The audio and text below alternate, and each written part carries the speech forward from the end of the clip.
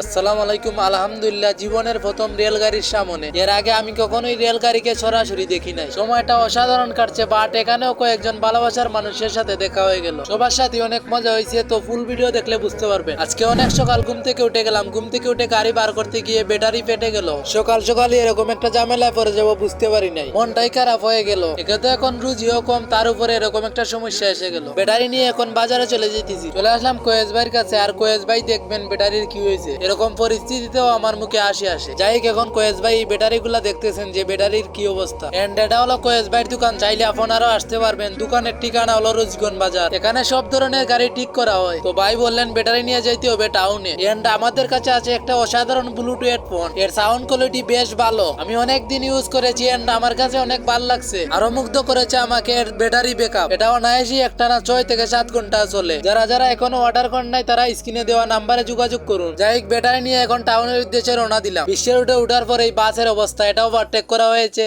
বাসের পরে এই সাদা গাড়ির অবস্থা দেখুন, একেবারে আমার সামন দিয়ে ধরে ফেলছে গাড়ি। আমরা ছোট গাড়ি, আমাদের কি কোনো জীবনের মূল্য আছে? আমরা মরে গেলেও তাদের কিচ্ছু যায় আসে না। যাই হোক, ব্যাটারি নিয়ে যেখানে যাবো ওইখানে একটা কল দিলাম। কল দেওয়ার পর ওনারা আমাকে ঠিকানা বললেন। চলে আসলাম ওনাদের ঠিকানা অনুযায়ী। এখানে আসার পর ওনারা আমার ব্যাটারি দেখতেছেন। দেখে বললেন এই ব্যাটারি গুলা খুলে দিতে হবে। আসলে গাইস, একটা ব্যাটারির অনেক ওজন। তার চেয়ে বড় কথা, এটাতে অ্যাসিড পড়তেছে। আর অ্যাসিড লাগলে অনেক জ্বালাপুরা করে। ব্যাটারি নামাতে গিয়ে গাড়িতেও অ্যাসিড পড়ে গেল। ব্যাটারি নামানোর পর একটু ক্লান্ত হয়ে গেছি। সম্পূর্ণ গাড়িতে অ্যাসিড পরে একবারে গাড়ির অবস্থা খারাপ হয়ে গেল। সো এই বালতিতে জল ভরতেছি, জল ভরে এইগুলা গাড়িতে ডালবো। মিডিল ক্লাস ফ্যামিলির ছেলে রে ভাই, একটা না একটা টেনশন থাকি। ব্যাটারি দোকানে রেখে দিয়ে গাড়ি এখানে পার্কিং করে রাখলাম। তো এখন আমার ব্যাটারিকে নিরামত করবে তারা, আর এখানে আমি বসে বসে অপেক্ষা করতেছি। মূলত ব্যাটারির চিত্রগুলোকে এখন আগুন দিয়ে জ্বালা দেওয়া হবে, যেমনটা আপনারা ভিডিওতে দেখতে পাচ্ছেন। আসলে ব্যাটারিতে অনেকগুলা ছিদ্র হয়েছে, যা বলে বোঝানো সম্ভব নয়। এই ভাইটি এখন ছিদ্রগুলো কাটতেছে। এগুলা কাজ দেখতে অনেক সহজ মনে হলেও কিন্তু এতটাও সহজ নয়, কারণ এখানে অ্যাসিড আছে। অ্যাসিড হাতে লাগলে অনেক জ্বালা করে। যাই হোক, ভাই এখানে কাজ করতেছে। আর এরই মাঝে আমাদের জন্য কিছু খাবার আইছে, তো সবাই মিলে এগুলা খাইতেছি আর কি। যদিও বা বিলটা আমিই দেবো, কারণ আমি সবাইকে খাওয়াইতেছি, যেহেতু আমার ব্যাটারি কাজ করাইতেছে। আর ওরা অনেক কষ্ট করতেছে ভাই, ওদেরকে খাওয়ানো লাগে। তো এদিকে ব্যাটারি কাজ হইতেছে, তাই জন্য ভাবলাম একটু ঘুরে আসি। যেই ভাবনা সেই কাজ। তো মোটু ভাইয়ের সাথে দেখা হয়ে গেল। এদিকে এসে দেখি রেল লাইন। ভাই লাইফের ফার্স্ট টাইম রেল লাইন দেখতেছি সরাসরি। আর ওইটাতে আমি আটতেছি ভাই, মানে আমার বিশ্বাস হইতেছে না যে আমি রেল লাইন দিয়ে আটতেছি। এত বেশি আনন্দ লাগতেছে। আসলে গ্রামে থাকি তো, আর রেল লাইন কখনো দেখি নাই গাইস। সত্যি বলতে কখনোই আমার দেখা হয় নাই রেলগাড়ি। আমার চোখের সামনে দিয়ে রেলগাড়ি যেতেছে, মানে আমি বিশ্বাসই করতেছি না ভাই।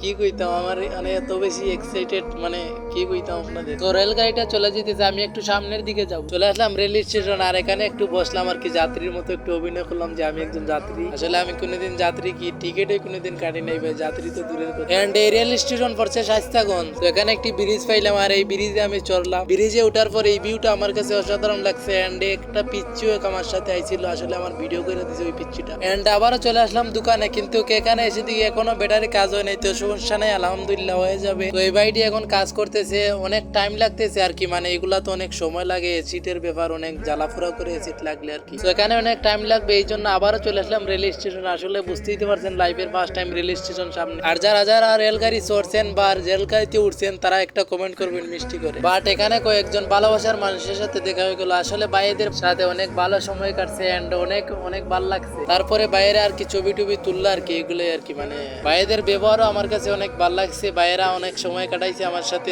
সবার সাথে অনেক কথা হয়েছে। সবার নাম্বারও নিছি, আমার নাম্বারও তারা নিছে। মূলত আসল বিষয় হলো আমি কাউকে নাম্বার দিই না ভাই। নাম্বার দিলে অনেকে কল দিয়ে বিরক্ত করে, তো এই জন্য আর কি নাম্বার দিই না। তো আল্লাহ হাফেজ, সবাই ভালো থাকবেন, সুস্থ থাকবেন। আর ফোনের চার্জ শেষ হয়ে গেছিল, এই জন্য আর কি আর ভিডিও করতে পারি নাই। আল্লাহ হাফেজ, সবাই ভালো থাকবেন। আজকে এই পর্যন্ত। আর ভাইদেরকেও টাটা দিয়ে চলে আসলাম। আল্লাহ হাফেজ।